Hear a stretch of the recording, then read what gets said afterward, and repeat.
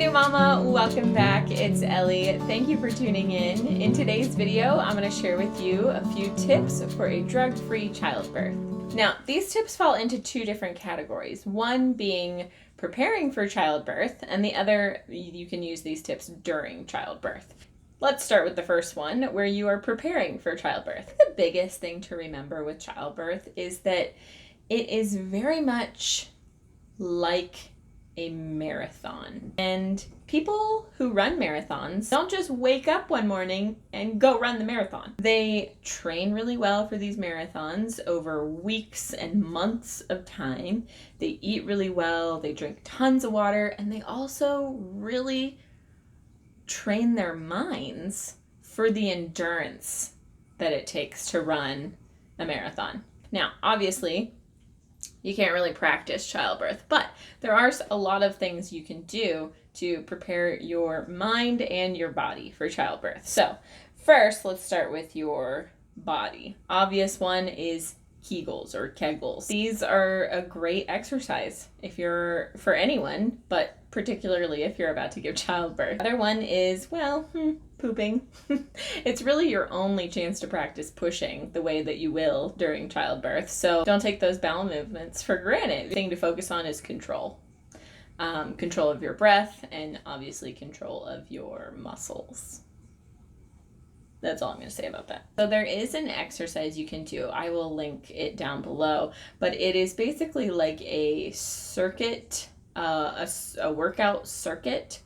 We did it in my Bradley method class, and it's just a series of exercises that you go through to prepare your body for childbirth. So I will link that down below.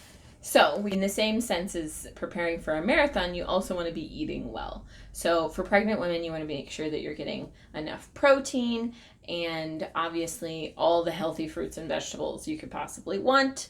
And then water, water, water, water. And the reason water is so important, among many other reasons, one reason is because water is what helps you produce mucus.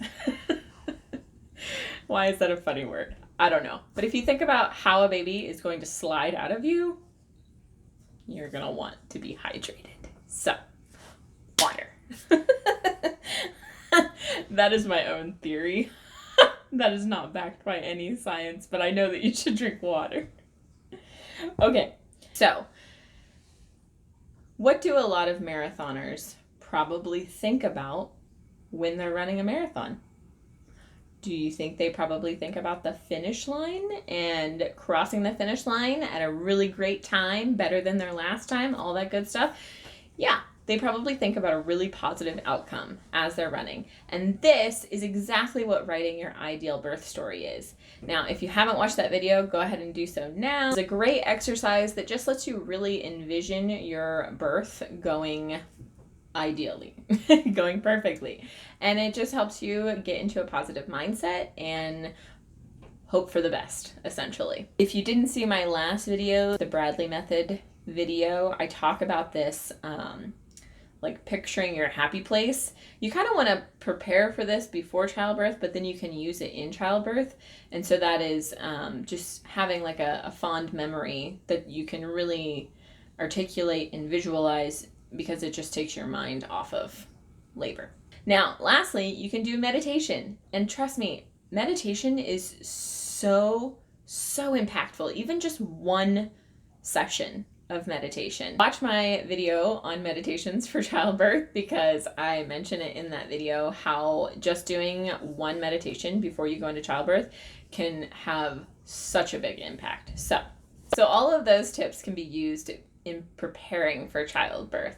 Now, these following tips are really meant to be used, or I used them when I was actually in childbirth. So I have mentioned before that Tony and I read The Birth Partner. It talks a lot about how women will find their own rituals during childbirth, and this is so true. What I ended up doing actually with Anna was, and I had kind of gotten it from our Bradley coach, because she said her husband did the same thing. You know, when you're in childbirth, the whole idea is that you're supposed to really like completely relax your body. You're not supposed to like tense with the contractions. You want to relax so that the contractions expand you more. That's the idea. So rather than squeezing my husband's hand during a contraction, because that would have me tensing when I needed to be relaxing, he would squeeze my hand. And it was made even more convenient because I had a monitor hooked up to me, so he could see my contractions on the monitor and kind of knew when they were happening, and he could squeeze my hand, and he could also tell me when I was peaking, which was so helpful. I mean, to be going through a contraction is hard enough, but to at least know that you're going downhill now rather than up is it was really helpful.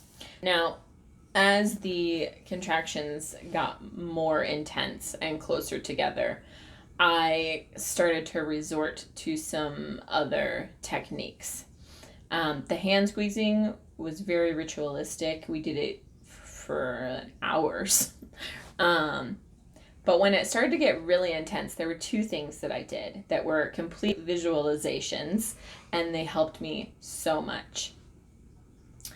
The first one was a picture that I remembered seeing recently, and it was an old picture from when my mom had redone my childhood room. She had painted it and all that, and we took pictures of it. And I remember this one picture of my closet door, and it had a bunch of purses on it, and they were all colorful and different. And I had just seen this picture, and I don't know why it popped into my head while I was in labor, but it did. And I thought, oh my gosh, let's think about all the details in this picture. Okay, so there was that one purse that was like patchwork, and it was all different colors, and I loved it. And there was that other purse that was like cow print, and it had a button snap and a short strap.